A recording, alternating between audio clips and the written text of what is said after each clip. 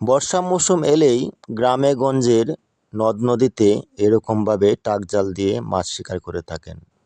আমি এর আগে বেশ কয়েকবার এরকম টাক জাল দিয়ে মাছ শিকার করা দেখিয়েছি।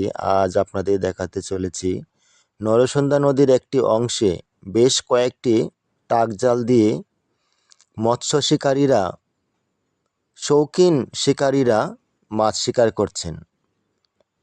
এটা তাদের পেশা নয়, এটা শৌখিনতা। বর্ষাকাল এলেই শখের বশে এভাবে টাক জাল দিয়ে মাছ ধরে থাকেন। অত্যন্ত গ্রাম বাংলার সবচেয়ে সুন্দর দৃশ্য। বর্ষা মৌসুম এলেই গ্রামে গঞ্জের নদ নদীতে এরকমভাবে টাক জাল দিয়ে মাছ শিকার করে থাকেন। আমি এর আগে বেশ কয়েকবার এরকম টাক জাল দিয়ে মাছ শিকার করা দেখিয়েছি।